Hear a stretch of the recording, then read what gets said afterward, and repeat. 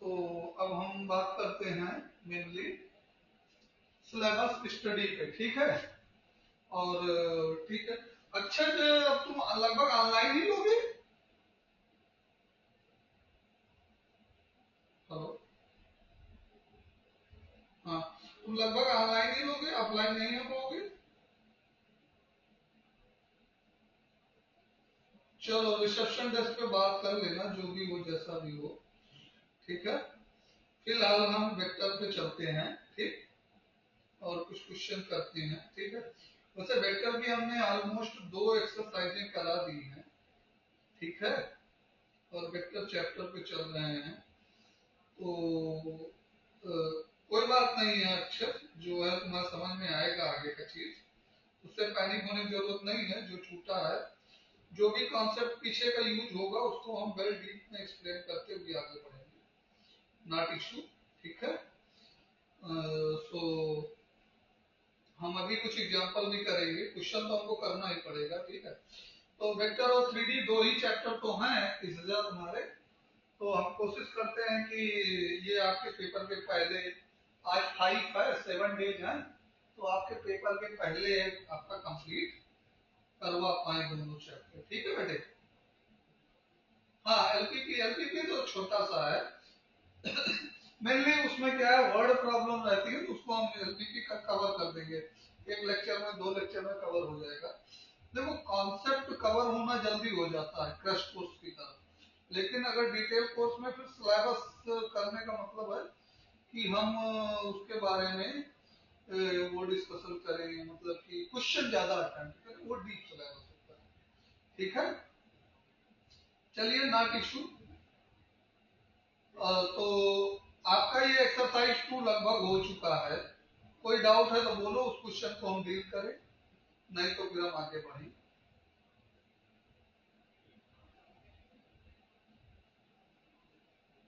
Hello इसजा, see out of, you are there. हाँ, so हाँ होगा। तो अगर आपको कोई डाउट है तो बोलो, अलग एक्सरसाइज 2 में। और अदरवाइज फिर हम लोग मूव करें नेक्स्ट कॉन्सेप्ट पे।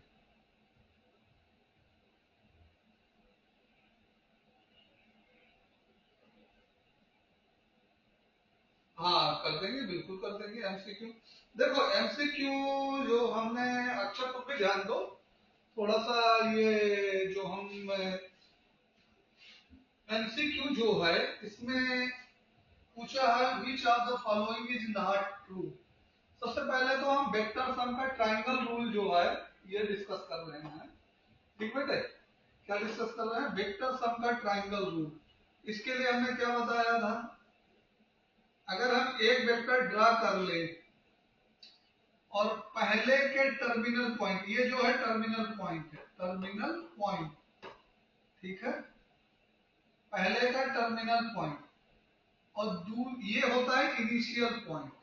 इनिशियल मतलब स्टार्टिंग, टर्मिनल मतलब एंडिंग, ठीक है। ये वेक्टर है, एरो जहां होती है उसको टर्मिनल पॉइंट कहते हैं, और जहां से वो स्टार्ट होता है उसको हम इनिशियल पॉइंट कहते हैं। पहले वेक्टर का टर्मिनल पॉइंट और नेक्स्ट वेक्टर का इनिशियल पॉइंट एक ही जगह से स्टार्ट होता है। इस वेक्टर को हम ए नाम देते हैं और इस वेक्टर को हम नाम देते हैं वेक्टर बी। तो इन दोनों का जो सम आता है वो होता है वेक्टर आर, ठीक है, जिसको हम कहते हैं vector A plus vector B, ठीक है। अगर इसी में हम अगर आर का डायरेक्शन चेंज कर दें, ध्यान से देखो, आर जो है पहले के टर्मिनल पॉइंट से स्टार्ट हो, पहले के इनिशियल पॉइंट से स्टार्ट होकर के दूसरे वाले वेक्टर का टर्मिनल, आर का टर्मिनल और वेक्टर बी का टर्मिनल, ठीक है, दोनों सेम जगह पे होगा। टर्मिनल मतलब लास्ट पॉइंट और इनिशियल पॉइंट मतलब स्टार्टिंग पॉइंट, ठीक है। अगर इसका हम टर्मिनल एक साइक्लिक ऑर्डर बना दें, ये ऑर्डर, ठीक है, तो ये वेक्टर ए और ये वेक्टर बी, यहां के हिसाब से तो ये माइनस आर हो जाएगा ना, ये माइनस आर हो जाएगा। तो इस हिसाब से अगर देखें तो minus R equal to vector A plus vector B. इसका मतलब क्या हुआ, vector A plus vector B और plus vector are equal to 0। ये वही साइक्लिक रूल है जो इसका हमने समझाया था। अब इसमें देख लो कौन कौन से सही है, कौन कौन से गलत है। तो पहला A B plus B C plus A C, तीनों सही है, साइक्लिक ऑर्डर में है। First is true. Okay, hello hello, first is true, A B plus B C plus C A, एक साइक्लिक ऑर्डर में है ना पूरा। ए बी, देखो ये ट्राइंगल हम नाम दे देते हैं, तो ये A B plus B C, A B,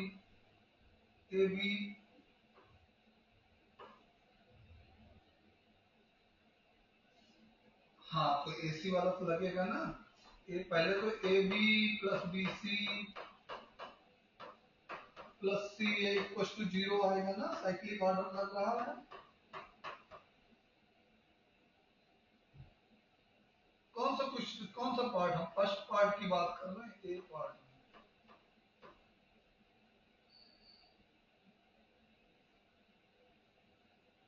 पहले क्यों नहीं जाएंगे? नहीं नहीं नहीं, उससे उससे थोड़ी मतलब, उसके जो फिगर बना है उससे नहीं मतलब है बेटा। एक्चुअल में उस फिगर के अकॉर्डिंग देखेंगे तो वो माइनस एसी है। तो देखो, minus AC equal to minus C A नहीं लिख पाएंगे हम। तो जब लेफ्ट में ट्रांसपोज करेंगे तो ए, देखिए अब आप अगर इसको देखेंगे तो A B plus B C equal to A C लिखेंगे, ए सी को रिप्लेस करेंगे माइनस सी ए से। ध्यान से देखो, A B plus B C equal to minus A C, minus C A, minus C A replace करेंगे। अब सी ए लेफ्ट में आएगा तो क्या हो जाएगा, प्लस हो गया कि नहीं। तो फर्स्ट वाला क्या है, ट्रू है, ठीक, फर्स्ट वाला ट्रू, लेकिन हमको बताना कौन सा नहीं ट्रू है। ऑलराइट, तो चलो सेकंड वाले को देखते हैं। ये माइनस ए सी, सी ए की जगह माइनस ए सी रिप्लेस कर सकते हैं बेटा। सी ए इक्वल टू हमने क्या बोला था, माइनस ए सी ही तो बोला है। ये अपोजिट तो है इसमें, इसमें सी इनिशियल है इस वाले में, ए टर्मिनल है, इसमें उल्टा हो गया है, ए इनिशियल है सी टर्मिनल है। अच्छा समझ में आ रहा है कुछ? देखो ये जो है हम एसी की बात कर रहे हैं, ध्यान से देखो, ये सी है, ये ए है, ठीक है। तो अगर सी ए का डायरेक्शन ये है बेटा, ठीक है। तो अगर एसी को देखेंगे, एसी को देखेंगे तो ये सी है और ये ए है, तो एसी का डायरेक्शन इधर को होगा ना बेटे। एसी, ये वेक्टर एसी है, इसका इनिशियल पॉइंट ये है, ये टर्मिनल पॉइंट, जिधर एरो रहती है वो टर्मिनल होता है, ठीक है। तो दोनों का डायरेक्शन उल्टा है कि नहीं है? और जब भी वेक्टर में डायरेक्शन उल्टा रहेगा हम माइनस साइन लगा देंगे बस, ठीक है। हाँ, तो ये जो हमने पहले लिखा था ए बी, दिखा देता हूं यहाँ पे, ये चीज A B plus B C plus C A, ये जो हम लिख रहे हैं जिसको हम रेड से मार्क कर रहे हैं यहाँ पे, इसमें ए सी को किससे रिप्लेस कर सकते हैं, माइनस सी ए से रिप्लेस कर सकते हैं। सी ए को माइनस ए सी से रिप्लेस कर सकते हैं ना। हेलो, हाँ, तो ये सेकंड वाला भी ट्रू है बेटे, ठीक है। और सेकंड और थर्ड में कोई डिफरेंस ही नहीं है, दोनों सेम लिखे हैं। नहीं नहीं नहीं, फोर्थ को अच्छे से देखो, डी पार्ट को क्या है, ए बी माइनस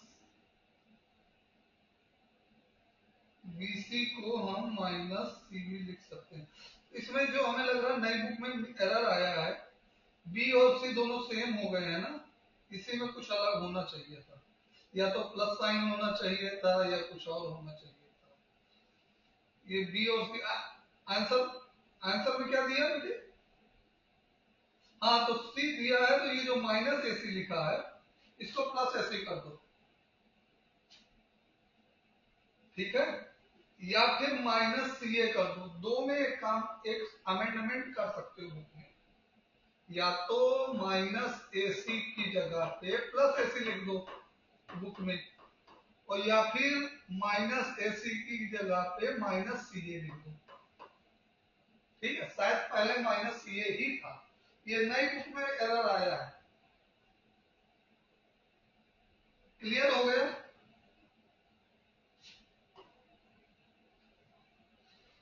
अच्छा, और बताओ 19 के लिए क्या बताया गया था, 19 में क्या दिक्कत है। If two vector A and B are collinear then which of following is incorrect. पहला वाला करेक्ट है, दूसरा वाला भी करेक्ट है, लेमडा की वैल्यू प्लस माइनस वन हो जाएगी, B equal to lambda vector A. अक्षर ये याद रखो कि अगर कोई एक वेक्टर दूसरे वेक्टर का किसी कांस्टेंट नंबर से मल्टीपल होगा तो वो वेक्टर कोलिनियर होंगे, ठीक है। कोई एक वेक्टर दूसरे वेक्टर का किसी कांस्टेंट नंबर का मल्टीपल होगा, कांस्टेंट नंबर चाहे पॉजिटिव हो चाहे निगेटिव हो, दोनों हो सकता है, पॉजिटिव निगेटिव दोनों हो सकता है, ठीक है। तो वो दोनों वेक्टर क्या होंगे, कोलिनियर होंगे। और डिटेल में देखना है तो हमारा वीडियो देखना बेटी, और इसका तुमको पिछले लेक्चर में इसको एक्सप्लेन किया था ना मैंने बहुत अच्छे से। और देखो a equal to plus minus B vector. अब इसमें क्या दिक्कत है, इसमें तो लेमडा की वैल्यू प्लस माइनस वन हो गई ना, ये भी सही है। सॉरी, लेमडा की वैल्यू प्लस माइनस वन लिख दो, लेमडा की वैल्यू प्लस माइनस वन लिख लो, तो ये आ जाएगा कि नहीं आ जाएगा अक्षर, आ जाएगा ना। अगर लेमडा को हम रिप्लेस कर देंगे प्लस माइनस वन से तो ये हमारा मिल जाएगा, तो मतलब जब ये सही तो ये भी सही, ए बी दोनों ट्रू है। तीसरा क्या है, सी वाला, if respective component of ABI is not proportion। हाँ ये गलत है, सी वाले में हमने रिस्पेक्टिव कंपोनेंट को क्या बोला था, अगर ए का कंपोनेंट x1 y1 z1 है, x1 y1 z1 है, और बी का कंपोनेंट x2 y2 z2 है, x2 y2 z2 है। इसका तुमको हमने सुबह जब पढ़ाया था तो a1 b1 c1 करके पढ़ाया था, a2 b2 c2 करके पढ़ाया था। तो respective component x1 x2 y1 y2 z1 yz2, ये तीनों का रेशियो क्या होना चाहिए, तीनों का रेशियो कैसा होना चाहिए, इक्वल होना चाहिए। और रेशियो इक्वल होने का मतलब दे शुड बी प्रोपोर्शन, मतलब x1 ratio x2 equal to y1 ratio y2 equal to z1 ratio z2। इसका मतलब क्या है, उनके respective component should be proportion. Ratio अगर दो या दो से ज्यादा रेशियो सेम होते हैं तो उनको हम क्या कहते हैं, प्रोपोर्शन भी कहते हैं ना उन्हीं को, ठीक है। ये जो इक्वल साइन लगता है इसका मतलब है कि रेशियो जो है वो क्या है, प्रोपोर्शनेट है, ओके। तो इसमें क्या लिखा है, the respective component are not proportionate। तो इसमें पूछा है इनकरेक्ट, तो सी वाला इनकरेक्ट हो गया। इसका सही आंसर कौन सा होगा? कौन सा इनकरेक्ट है? सी, सी पार्ट इनकरेक्ट हो गया। ठीक है, समझ में आया? हाँ, डी वाला हमको रीड करने दो तो हम एक्सप्लेन करते हैं उसको। ठीक है, डी वाला क्या कह रहा है? डी कह रहा है कि both vector A and B have same direction but different magnitude. तो मैग्नीट्यूड डिफरेंट होने का क्या मतलब है? डायरेक्शन सेम है ना, मैग्नीट्यूड डिफरेंट होने का मतलब ही तो ये लैम्डा है, लैम्डा की वैल्यू प्लस में है। डायरेक्शन सेम होने का मतलब क्या है? लैम्डा की वैल्यू प्लस में होगी। ये वेक्टर ए है, ये वेक्टर बी है। कोलिजन का मतलब यही तो होता है।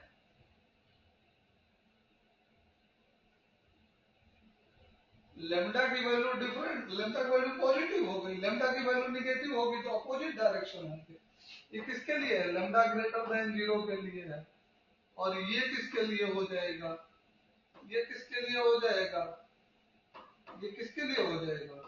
हाँ, लैम्डा इज लेस देन 0 के लिए हो जाएगा। लैम्डा की नेगेटिव होगी वैल्यू तो अपोजिट डायरेक्शन में होंगे, लैम्डा की वैल्यू पॉजिटिव होगी तो वो सेम डायरेक्शन में होंगे।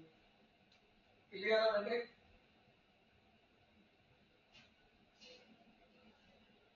तो तीनों सही हैं। इसमें पूछा है कि कौन सा इनकरेक्ट है, विच ऑफ द फॉलोइंग। हाँ,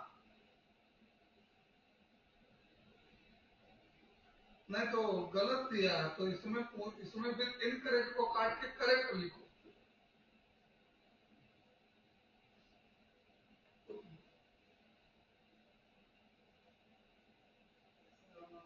हाँ, ए तो ट्रू है ना, तो फिर पीछे आंसर शीट में कुछ गड़बड़ लिखा है। इस बार की एनसीईआरटी जो आई वो प्रॉपर नहीं, तो हमारे पास बुक नहीं है, हमारे को तो फोन में देख के कर रहे हैं बेटे। ठीक है, बुक डाउनलोड किए हैं। Sure sure sure sure sure, हम देख के बताएंगे। अच्छा, चलें आगे बढ़े अगले टॉपिक पे। अच्छा, नया टॉपिक स्टार्ट होने जा रहा है, बिल्कुल बेझिझक रहिए। ठीक है, और रेगुलर रहिए। ठीक है, तो अभी तक कुछ दिक्कत नहीं है, एडिशन सब्ट्रैक्शन ही सीखा है हमने। ठीक है, देखो यहाँ पे ध्यान से, हमारे पास दो वेक्टर होते हैं, वेक्टर ए और वेक्टर बी। ए को हम लिखते हैं a1i plus b1j plus c1k। ठीक है, और बी को लिखते हैं b1 b2i a2i a2i plus b2j plus c2k। चलो इसका बेटा आप बताओ, एक्स वाई जेड आई जे के क्या है?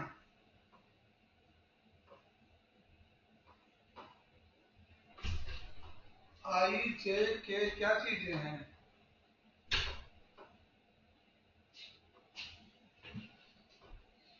हमारे यूनिट वेक्टर हैं अलोंग। हाँ, आई जो है एक्स एक्सिस के अलोंग है, जे जो है वाई एक्सिस के अलोंग है, और के जो है जेड एक्सिस के अलोंग है। अक्षर इतनी बात क्लियर हुई? अच्छा, अब आगे इस जा बेटा, वेक्टर ए में a1 b1 c1 क्या है बेटे?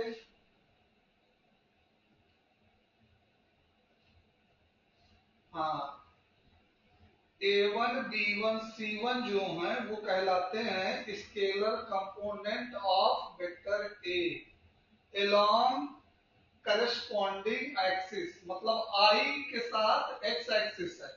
तो a1 जो है वो हमारा A1 क्या होगा, x एक्सिस के अलोंग स्केलर कंपोनेंट, B1 हमारा y एक्सिस के अलोंग कंपोनेंट, C1 हमारा z एक्सिस के अलोंग कंपोनेंट। ठीक है बेटे, स्केलर कंपोनेंट। अच्छा इसका बेटा बताओ AI1 क्या है?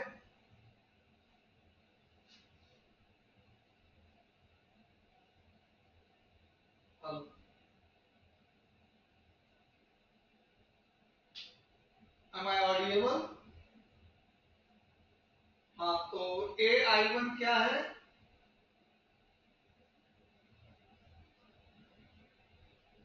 यस, I लगा है इसलिए x एक्सिस का है, और I जो है यूनिट वेक्टर है x एक्सिस के अलावा, यूनिट वेक्टर है इसलिए ये वेक्टर कंपोनेंट कहलाएगा A1I। A1I vector component of vector A along x axis, B1J is vector component of vector A along y axis, C1K is the vector component of vector A along z axis। इतनी बात clear हुई अक्षर? अच्छा अब तुम्हारी बारी है, तुम्हें रिस्पॉन्स करना है। ये B2 क्या है बोलो, व्हाट इज B2?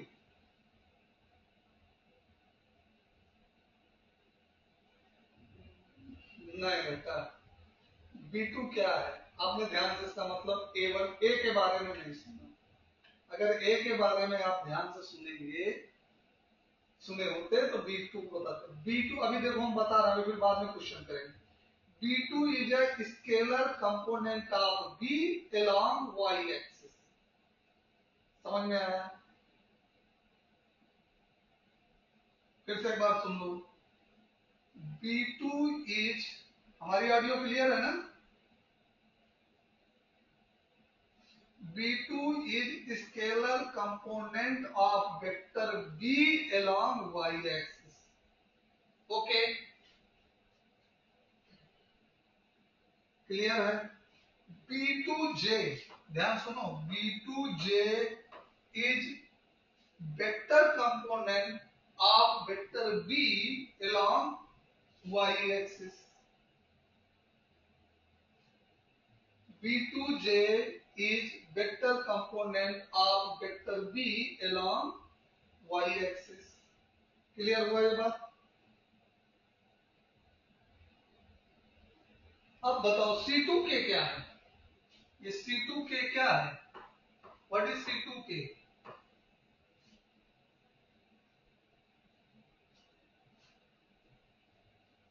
C2K पूरा एक साथ में पूछ रहा हूं।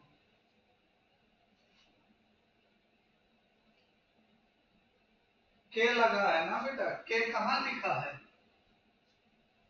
Z एक्सिस में, और IJK लग जाएगा तो कौन सा कंपोनेंट कहलाएगा? वो वेक्टर कंपोनेंट कहलाएगा बेटा। ठीक है, तो C2K क्या हुआ?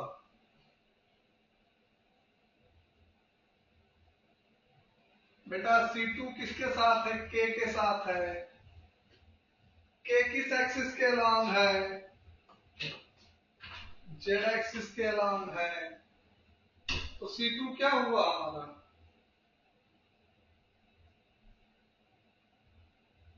C2 हुआ vector component along Z axis of vector B। अरे यार C2 किसका है? वेक्टर B का ही तो है यार। ये B2 अलग है, वेक्टर B अलग है।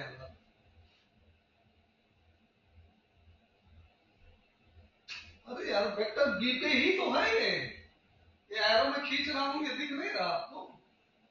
हाँ हाँ, तो हम B2 vector component C2K is a vector component along Z axis of vector B। Clear हुआ अभी? क्लियर? चलो अच्छा, अभी ये सारी बातें क्लियर हो गई, तो एक चीज और जान लो कि ये I vector, J vector, J vector, के वेक्टर जो है ये तीनों कैसे हैं, म्यूचुअली परपेंडिकुलर हैं। ठीक, यस और नो? Yes sir. अब हम बात कर रहे हैं दो वेक्टर का dot product, vector A dot vector B. ठीक है, ये कहलाता है dot product, dot product, product और स्केलर प्रोडक्ट, स्केलर प्रोडक्ट। ठीक है, क्यों स्केलर प्रोडक्ट कहलाता है? क्योंकि इसको मल्टीप्लाई करने के बाद एक स्केलर क्वांटिटी मिलती है। ए डॉट बी में कैसी क्वांटिटी मिलेगी? Scalar.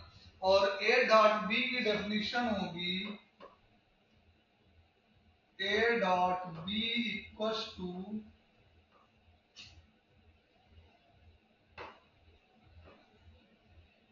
A dot B equal to,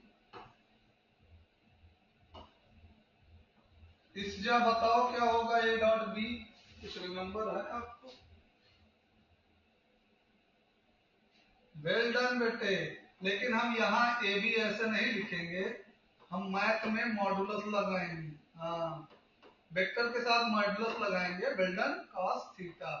आपने फिजिक्स में पढ़ा होगा ये चीज क्लास 11 में ना। हाँ? और 12th में भी यूज होता रहता है इलेक्ट्रिसिटी में ना। तो वेक्टर,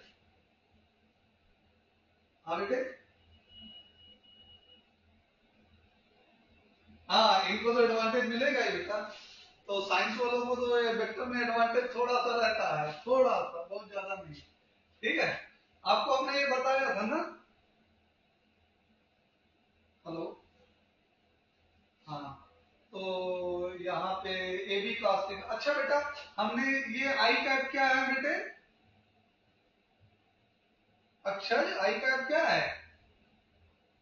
यूनिट वेक्टर है along x एक्सिस, और जे कैप भी unit vector along y axis, और के कैप भी यूनिट वेक्टर along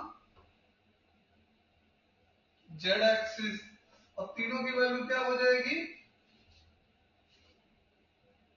मैग्नीट्यूड तीनों का 1 होगा।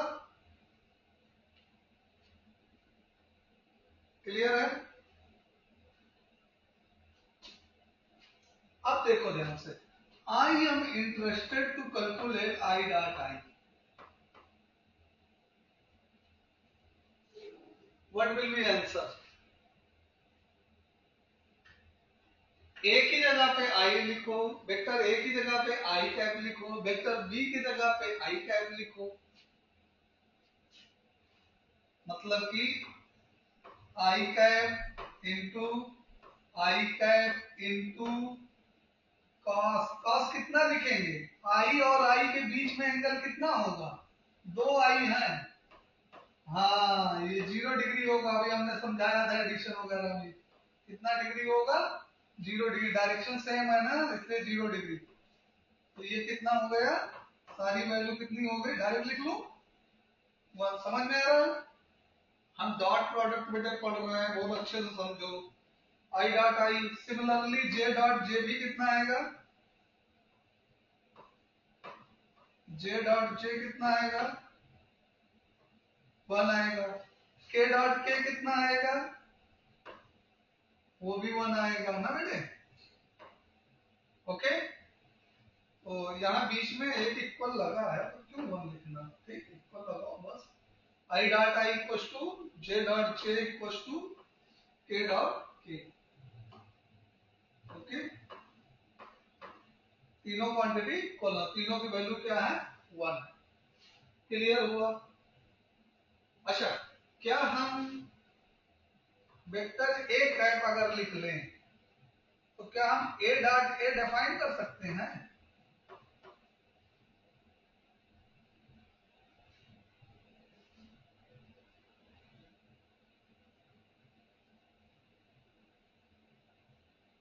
हाँ, या So this is also 1. Okay, a cap, yeah, in other word we can say a cap square equals to 1 or mod a cap we can say. What we can say? mod a cap. अच्छा हमको ये बताओ बेटे, vector a dot vector a क्या आएगा? I am interested to find vector a dot vector a.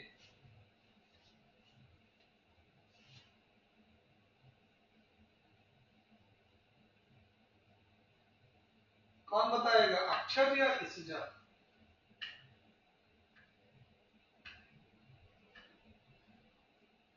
हाँ हाँ हाँ, उसी को उसी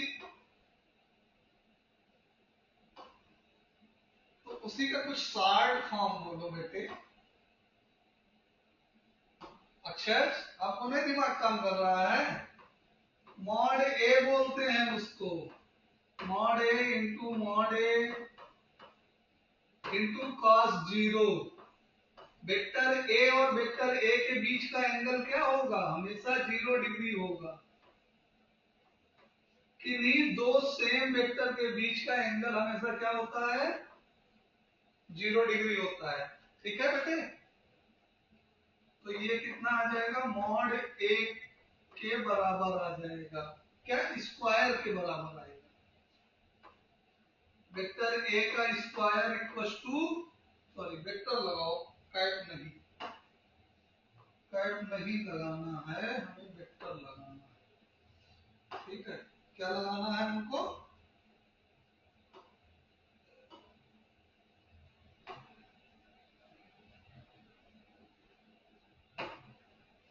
वेक्टर ए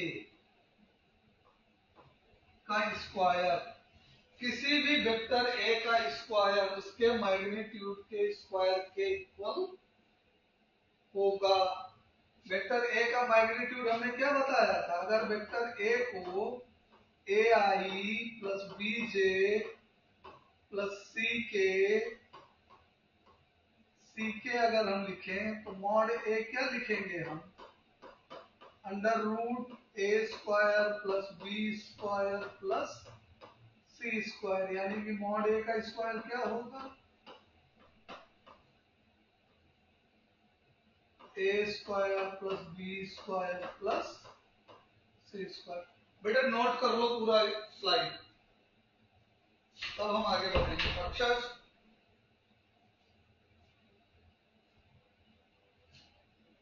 वेक्टर का मैग्नीट्यूड निकालते ना, मॉडुलस, याद करो वेक्टर का मॉडुलस मैग्नीट्यूड निकालते थे, A x square A one square plus B one square plus C one square. ठीक है, हाँ ठीक है, ओके ठीक है, पूरा स्लाइड नोट कर लो, इसमें जितना भी मटेरियल लिखा है ये एक भी छोड़ना नहीं है बेटे, ये भी नोट करो, यहाँ से इंपॉर्टेंट है ये वाला, तो बहुत ही इंपॉर्टेंट है, पूरे चैप्टर में खूब यूज करेंगे हम। वेक्टर ए का square equal to mod A का स्क्वायर, पूरे चैप्टर में खूब यूज होगा।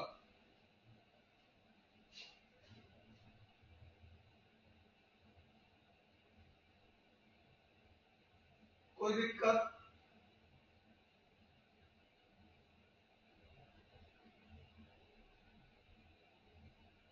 कोई डाउट?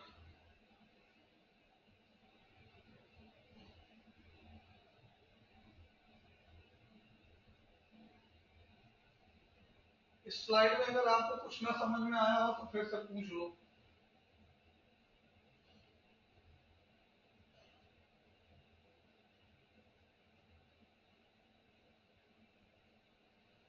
अगर जिसको लिखने में टाइम लग रहा हो वो स्क्रीनशॉट भी ले सकता है लैपटॉप से या कंप्यूटर से, जिस पे हो, बाद में लिखते रहना, टाइम बचाने के लिए स्क्रीनशॉट ले सकते हो। लेकिन ये बताओ समझ में आया सारे पॉइंट कि नहीं?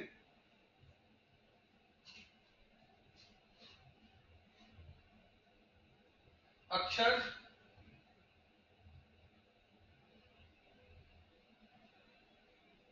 हाँ, नोट कंप्लीट हुआ, वेल डन। ये हुई बात ना यार, फिर आराम से लिखते रहना, ठीक है। सारा टाइम तुम्हारा, हम आगे बढ़े, क्लास का टाइम बचाना है हमको ना, जितना टाइम हमको दोगे उतना हम ज्यादा कवर कर पाएंगे, ठीक है बेटे। तो नेक्स्ट थिंग क्या है, अब देखो ध्यान से, अभी तक तो हमने vector A dot vector B जो पढ़ा वो ये पढ़ा, vector A into vector B into cos theta. Theta जो है वो वेक्टर ए और वेक्टर के बी के बीच का एंगल है, वेक्टर ए और वेक्टर बी के बीच का एंगल है, ओके। थीटा क्या है बेटे, वेक्टर ए और वेक्टर बी के बीच का एंगल है, ठीक है। ये क्लियर हुआ। अब हम कंसीडर करते हैं, ध्यान से सुनो, we are considering A equal to a1i plus b1j plus c1k and b equal to a2i plus b2j plus c2k। ये क्लियर हो गया। हमने कंसीडर किया कि हमारे दो वेक्टर कैसे हैं, a1i b1j c1k a2i b2j c2k। I am interested in multiplication a dot b equals to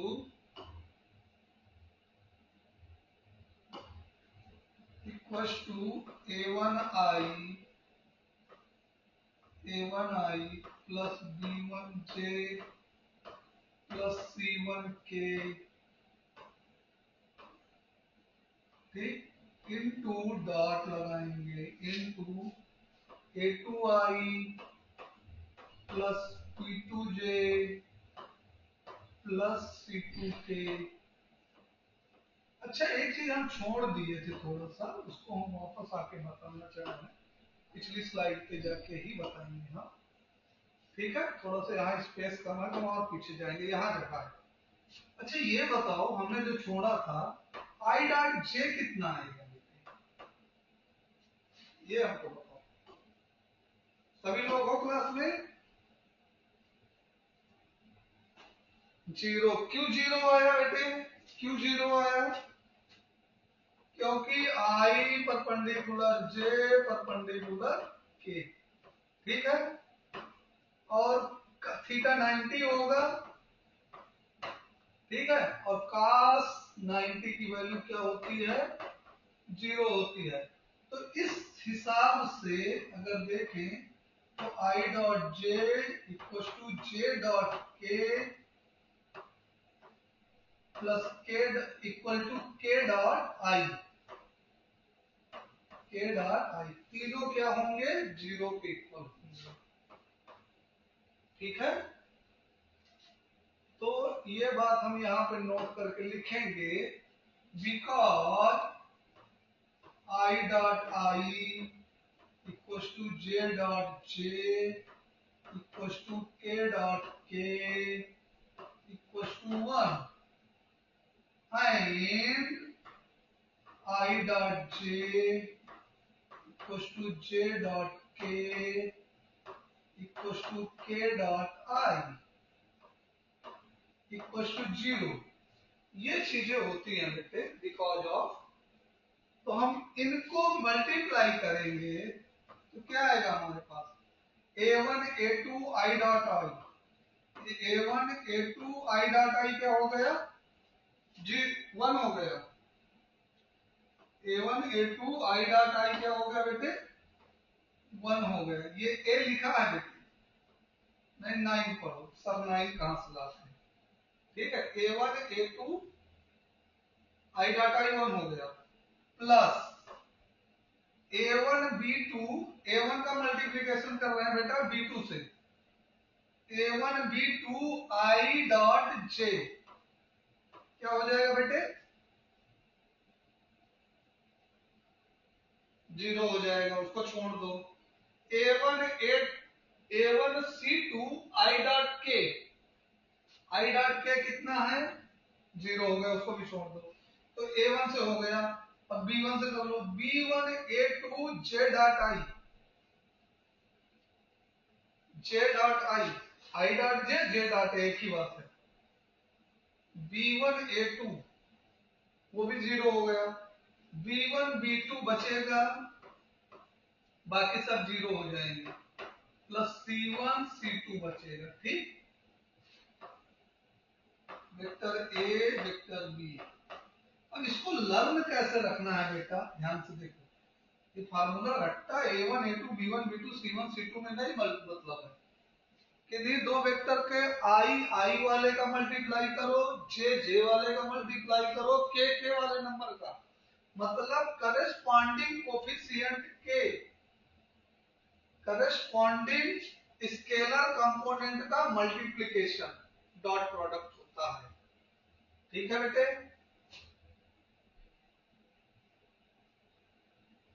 alright, अब ध्यान से देखो बेटे। अब वेक्टर A डॉट B की वैल्यू हमारे पास दो वैल्यू आ गई। Vector A dot vector B into cos theta. ये थीटा हमेशा दिया नहीं रहता, पूछा जाता है क्वेश्चन में। Theta is about to inquiry, question mark रहता है। ठीक है, कोई हमसे पूछा जाएगा कि थीटा फाइंड करो, तो इस थीटा को फाइंड करने के लिए हमको cos थीटा इक्वल टू क्या आएगा? Vector A dot vector B upon mod A into mod B।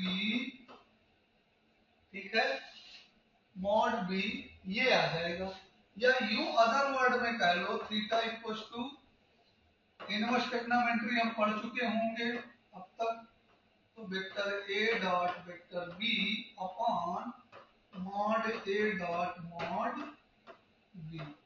ठीक, और सारे वैल्यू डिटेल में लिख लो यहाँ पे बगल में। ये समरी है डॉट प्रोडक्ट की बेटा, ये डॉट प्रोडक्ट की क्या है? समरी है। तो इसमें क्या है, सबसे पहले ये है तुम्हारा A1 dot A dot B, ये क्या होता है? A1 A2 plus B1 B2 plus C1 C2 होता है। मॉड A क्या आएगा?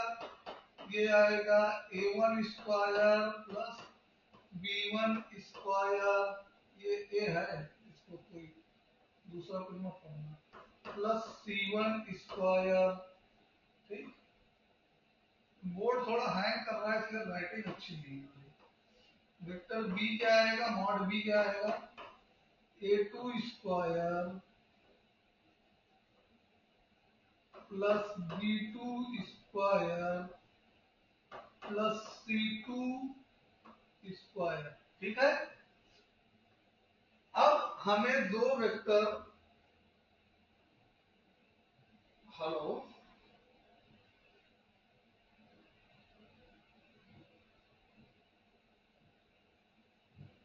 अच्छा सर,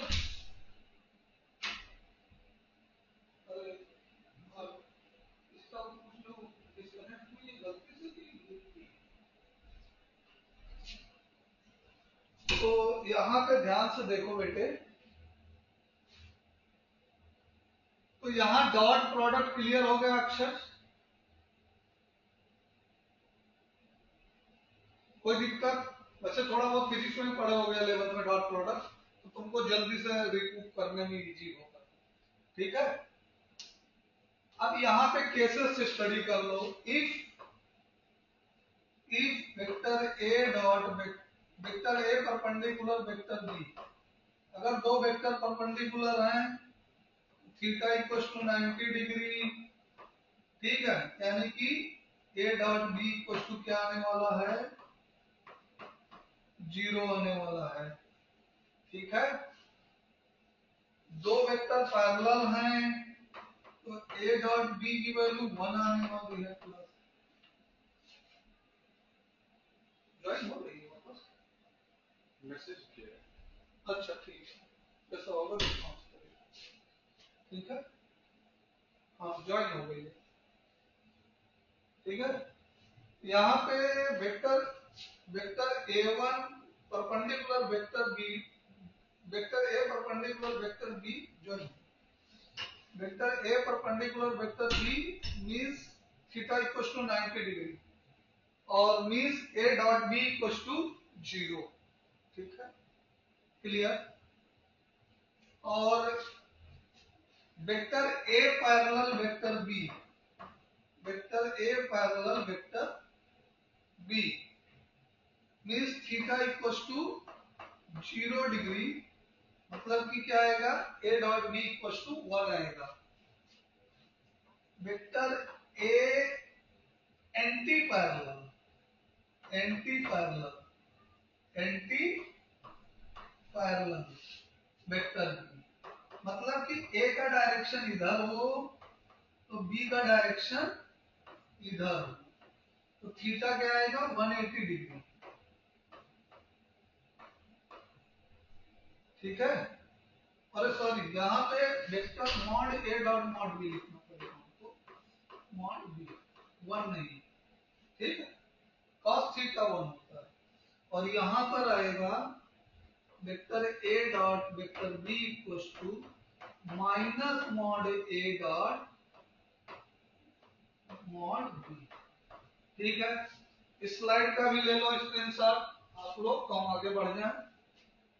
और अगर हम 2 मिनट का टाइम देते हैं, अगर किसी को कोई डाउट हो कहीं पे तो पूछ लो।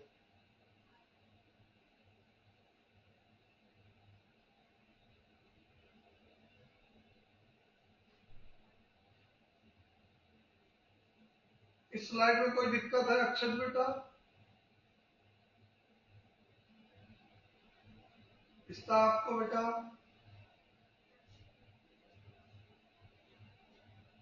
चलो फिर प्रोसीड करते हैं बेटे। तो यहाँ पे ध्यान से देखो, vector a dot vector b किन किन सिचुएशन में 0 हो सकता है। या तो वेक्टर a 0 हो,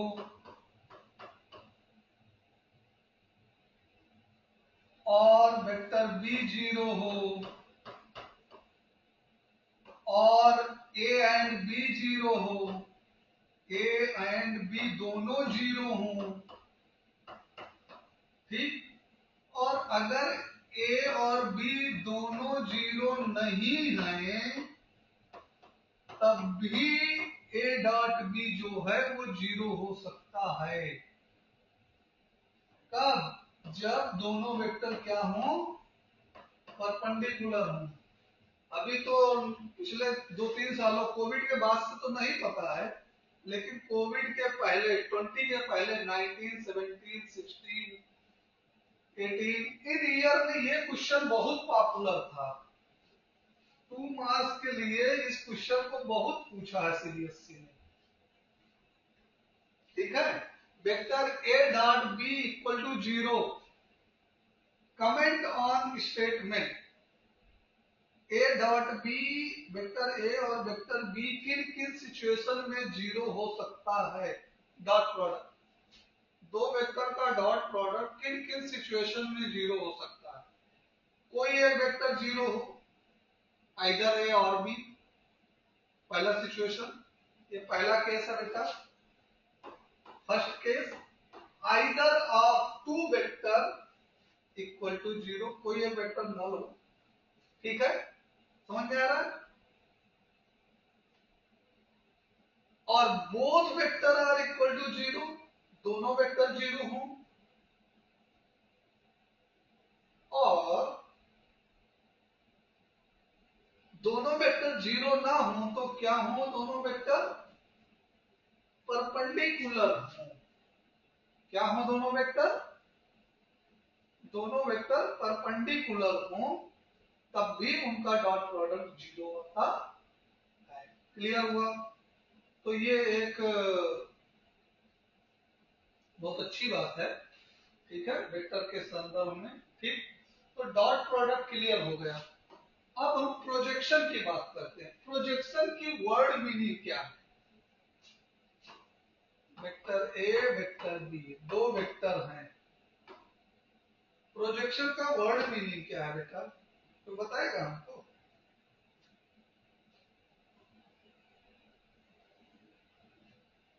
प्रोजेक्शन का वर्ड मीनिंग कोई बताएगा?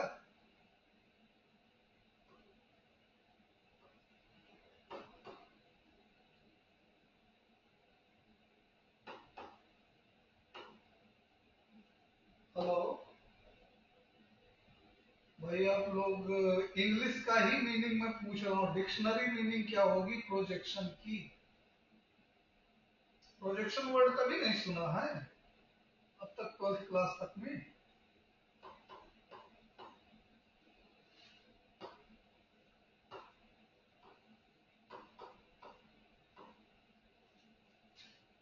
प्रोजेक्शन वर्ड का मीनिंग होता है शैडो। क्या होता है बेटा?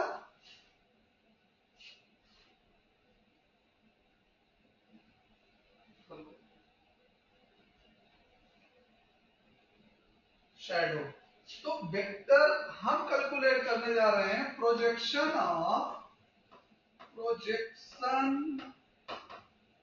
Of vector B along vector A, along vector A. इसका मतलब कि हम अगर बी पे टॉर्च लगाएं, वेक्टर बी पे यहां पे अगर हम टॉर्च लगाएं तो इसकी कितनी शैडो ए पे पड़ेगी पूरे लेंथ की? तो यहां से क्या करेंगे, हम एक परपेंडिकुलर ड्रॉप करेंगे बेटा, ध्यान से देखो। ठीक है, तो ये जो रेड से लेंथ है, यही लेंथ हमारी प्रोजेक्शन है। क्या है? यही लेंथ क्या है? प्रोजेक्शन। प्रोजेक्शन को हम स्मॉल पी से लिखेंगे। ठीक है, कोई दिक्कत? हेलो, तो P की वैल्यू क्या आएगी इस राइट एंगल ट्राइंगल में? ये राइट एंगल ट्राइंगल है बेटा, ये P है यहाँ पे मॉड B है, यहाँ पे एंगल थीटा है। दो वेक्टर A और B थीटा पे वर्क कर रहे हैं। मॉड B cos थीटा, ये है प्रोजेक्शन। लेकिन थीटा हमको जनरली गिवन नहीं रहता, तो किसकी हेल्प लेंगे हम? मॉड ए डॉट बी की हेल्प लेंगे। A dot B equal to क्या होता है? Mod A into mod B into cos theta. Mod B cos theta क्या है? प्रोजेक्शन पी है। तो इसकी वैल्यू यहां से क्या आ जाएगी? A dot B upon mod A. ठीक है, समझ में आया बेटे? और ए डॉट बी कहां से निकालेंगे हम? ए डॉट बी हम यहां से निकालेंगे, ये वाले फार्मूले से। A1 A2 plus B1 B2 plus C1 C2। Clear हुआ पॉइंट?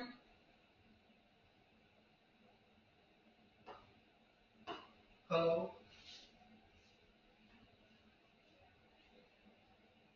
ए डॉट बी कहां से निकालेंगे हम? वेक्टर ए डॉट बी हम निकालेंगे पिछले फार्मूले से। A1 A2 plus B1 B2 plus C1 C2, इस फार्मूले से हम कैलकुलेट करेंगे। बात क्लियर हुई? ए डॉट बी और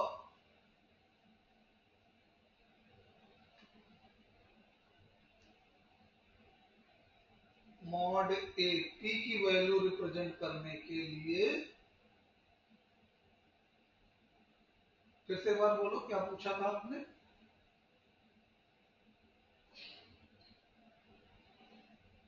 no no no, mod 8 till here है, एरो लेंथ तक है, ठीक है।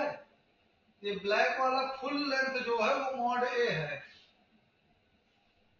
बेटा, और पी वाला रेड मार्क है, जहां पे foot of perpendicular vector B के टेल पॉइंट से गिरा है, ठीक है। क्लियर हुआ? तो projection of vector B along vector A क्या आता है? ए डॉट बी अपॉन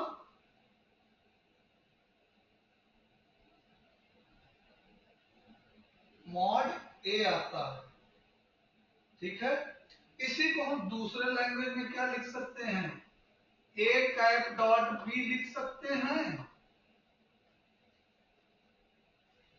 लिख सकते हैं कि नहीं लिख सकते? ए कैप इक्वल टू, हम पढ़ चुके हैं कि यूनिट वेक्टर क्या होता है? किसी वेक्टर का उसी वेक्टर के मैग्नीट्यूड से डिवीजन यूनिट वेक्टर कहलाता है। Alright,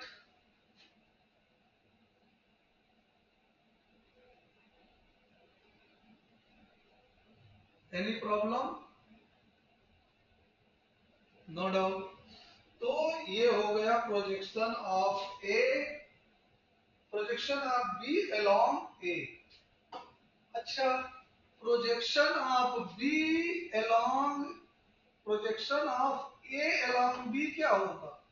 projection of A, projection of A along B, इस बार क्या होगा?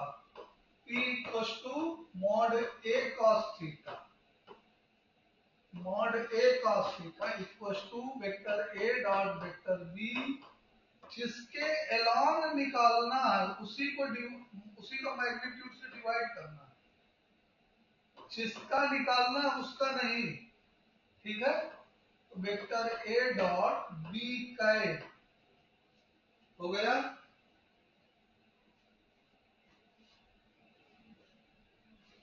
ठीक है। कोई दिक्कत? No doubt. वेक्टर ए, ठीक है, क्लियर है ये पॉइंट? तो प्रोजेक्शन क्लियर हो गया, डॉट प्रोडक्ट क्लियर हो गया। कोई दिक्कत हो तो बोलो।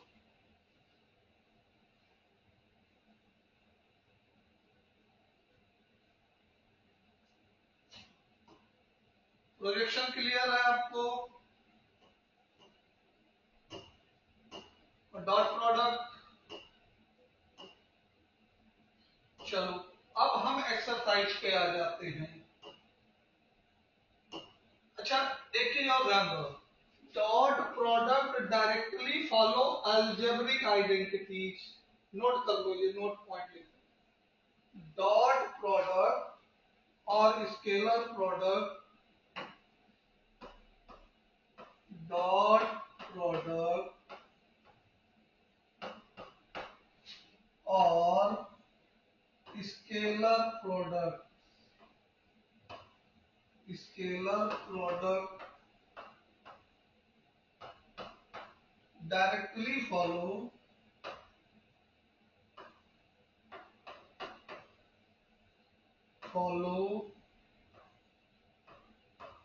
Algebraic identity.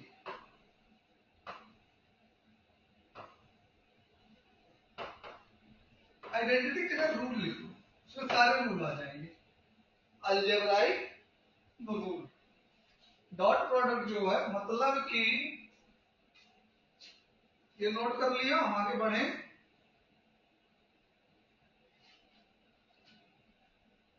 डॉट प्रोडक्ट और स्केलर प्रोडक्ट दोनों एक ही चीज के नेम है, और ये डायरेक्टली क्या फॉलो करते हैं? अलजेब्राइक रूल फॉलो करते हैं, ठीक है। चलो फिर नेक्स्ट आगे बढ़ते हैं। कौन कौन से रूल ये हो सकते हैं, ये रूल कौन कौन से हो सकते हैं? Rule number 1, vector A plus vector B का होल स्क्वायर। ठीक है, अभी हमने बताया था कि वेक्टर ए का square equal to mod A का स्क्वायर। डॉट प्रोडक्ट पढ़ते वक्त हमने कहा था ये थ्रो आउट यूज होगा, होगा कि नहीं होगा, बोला था कि नहीं बोला था? तो ये जब भी आएगा हम क्या यूज कर लेंगे, वेक्टर ए प्लस बी का होल स्क्वायर यूज कर लेंगे, पहला रूल। जब भी mod A plus B calculate करना होगा क्या करेंगे हम, ए प्लस बी का होल स्क्वायर यूज कर लेंगे। इसका मतलब क्या हुआ, A square plus B square plus 2 A dot B और cos थीटा। और इसको अच्छे से पढ़ो तो ये क्या आ जाएगा हमारा, mod A square plus mod B square plus 2 mod A mod B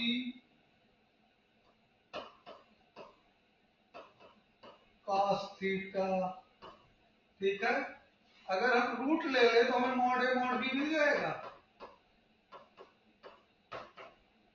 मिलेगा कि नहीं मिलेगा?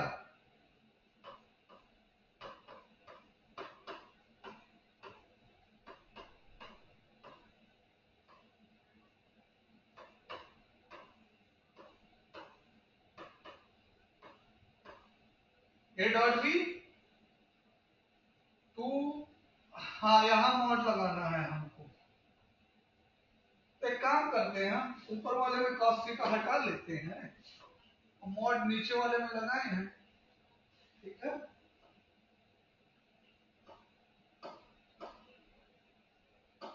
ऊपर वाले में मॉड हटा लेते हैं, cos थीटा हटा लेते हैं। ठीक, अब सही है। ए डॉट बी की वैल्यू, इसका ये फार्मूला कुछ याद आ रहा है? ऐसा कुछ फार्मूला पढ़े थे हम कभी? दो वेक्टर के रिजल्टेंट का फार्मूला, पैरेललोग्राम लॉ,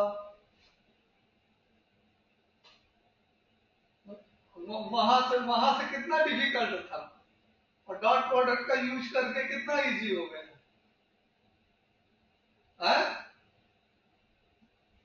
तो यहां से क्या है हमारा, काफी बहुत इंटरेस्टिंग होने वाला वेक्टर आगे धीरे धीरे। थोड़ा हम लोग को टाइम की कमी है, नहीं तो हम एक्सरसाइज जब क्वेश्चन करते हैं बीच में तो बहुत मजा आता है वेक्टर पढ़ने में। ठीक है, काफी डिफिकल्ट चीजें काफी इजी होके आती हैं वेक्टर और 3D में, और पूरा वेक्टर 3D में यूज होगा। ठीक है, क्लियर है? अच्छा, तो हम एक चीज का थोड़ा सा वो करना चाहेंगे कि यहाँ पे तो सेव होता नहीं है, खैर मैं तो इनको दिखा देता और समरी दे देता।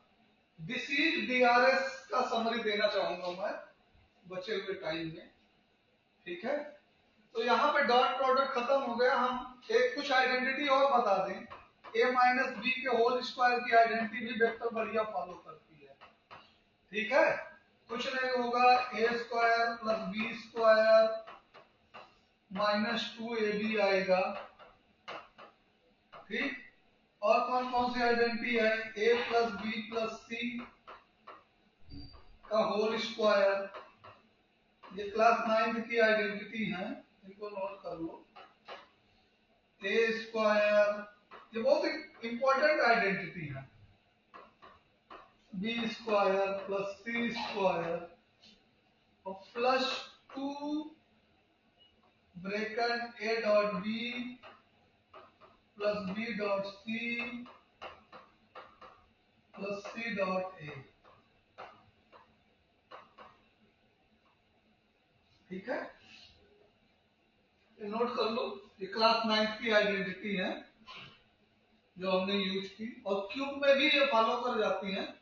जहां कहीं यूज आएगा, हमने बाकी का जनरल रूल लिख दिया है। जनरल रूल में क्या लिख दिया है? Dot product follow algebraic rule. और डॉट प्रोडक्ट में पूरा का पूरा अलजेब्रा चलता है, ठीक है, क्रॉस में नहीं चलता, ठीक है। तो होप दैट ये स्लाइड क्लियर हो गई है बेटे।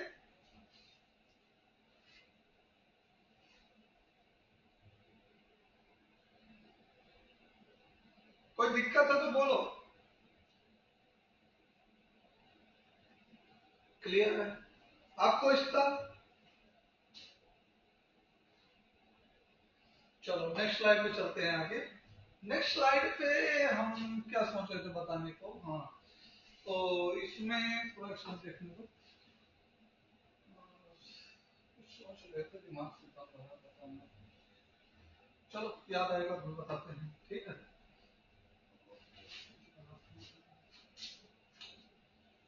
कुछ इम्पोर्टेंट चीज था, चलो कोई नहीं, देखेंगे। हाँ, डिसीज डीआरएस का डिस्कशन कर लेते हैं। Vector A, position vector A B C होता है, स्केलर कंपोनेंट है। ए एक्स एक्सिस के component scalar component, B Y axis का scalar component, C Z axis का स्केलर कंपोनेंट। इसी को वेक्टर के फॉर्म में लिखते हैं, तो A I plus B J plus C K लिखते हैं, ठीक है। इसी का हम मॉडुलस लिखते हैं, तो under root A square plus B square plus C square. अगर दो वेक्टर हुए थे हमारे पे ए डॉट बी, तो इसी में सफिक्स 1 और 2 जोड़े थे। वेक्टर ए के लिए a1 b1 c1 किए थे, वेक्टर बी के लिए a2 b2 c2 किए थे। ये एबीसी डीआरएस कहलाते हैं। क्या कहलाते हैं? डीआरएस। और scalar component, scalar component along axis, along axis, ठीक है, ओके। अगर आईजे के लिखेंगे तो ये वेक्टर कंपोनेंट कहलाएंगे, बीजे कामा करके लिख रहा हूं तो ये सीजे। कंपोनेंट को ऐड करके ही कोई चीज बनाया जाता है, ठीक है। इसके बाद अब इसको हम ज्योमेट्रिकली रिप्रेजेंट कर देना चाहें तो ज्योमेट्रिकली रिप्रेजेंट कर देना चाहें तो ये एक्स एक्सिस, ये वाई एक्सिस और ये जेड एक्सिस, ये आई कैप, ये जे कैप, ये के कैप, ओके। और ये पॉइंट अगर हमारा ए है, ठीक, और जिसका पोजीशन वेक्टर ए है और ओरिजिन से हम इसको यहां से मेजर करें तो ये वेक्टर ए कहलाएगा, और इसकी लेंथ जो है मॉड ए कहलाएगी, ठीक है। सारी चीजें क्लियर हो रही हैं। और कोऑर्डिनेट जो है ए बी सी है, ठीक। स्केलर कंपोनेंट कहते हैं, इसी को डीआरएस कहते हैं।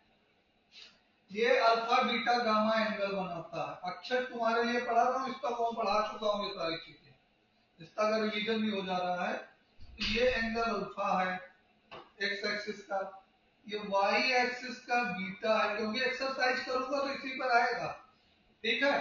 तो जेड एक्सिस का एंगल जो बनेगा ये यहां से ऐसे, ये गामा बनेगा।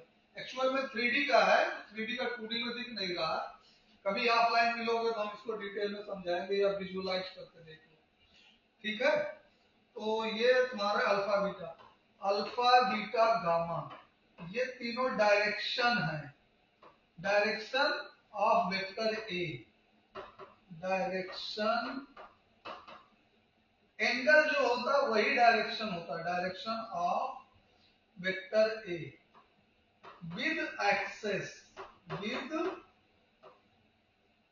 एक्सेस। और डायरेक्शन हमेशा एंटी क्लॉकवाइज में, मतलब पॉजिटिव डायरेक्शन में मेजर किया जाता है, किसी भी निगेटिव एक्सिस का डायरेक्शन नहीं मेजर किया जाएगा, ठीक है। निगेटिव आ रहा है वैल्यू तो उसको हम ऑब्ट्यूज एंगल लेके चलेंगे, ठीक है। अच्छा ध्यान दो, एबीसी को हमने डायरेक्शन रेशियो बताया है। क्या बताया है एबीसी को? Direction ratio. डायरेक्शन रेशियो बताया है। एबीसी को क्या बताया है? डीआरएस। डायरेक्शन रेशियो का शॉर्ट फॉर्म क्या होता है? डीआरएस। अल्फा बीटा गामा के साथ अगर हम कॉस लगा दें तो कॉस अल्फा, कॉस बीटा और कॉस गामा ये कहलाते हैं डिसीज। क्या कहलाते हैं? डिसीज, जिसका पूरा नाम है direction cosine. Alpha beta gamma direction है, कॉस एंड कॉस ट्रिग्नोमेट्री लगा है। कॉस का पूरा नाम कोसाइन होता है, तो डायरेक्शन कोसाइन कहते हैं। डायरेक्शन कोसाइन कहते हैं। क्या कहते हैं? डायरेक्शन कोसाइन कहते हैं, ठीक है। शॉर्टकट में डिसीज लिखते हैं, ठीक। ये स्लाइड का स्क्रीनशॉट ले लो तो आगे बढ़ेगा। फिर इसको कंप्लीट कर दें अक्षर तुम्हारे लिए भी, ठीक है। 2 फार्मूले और बताने हैं इसमें, फिर कल एक्सरसाइज होगी। ये ओवर हो गया? हाँ ठीक है, अपना दोबारा से देख लेना, जो डाउट हो कल पूछ लेना, ठीक है बेटे। अब देखो ध्यान से, cos अल्फा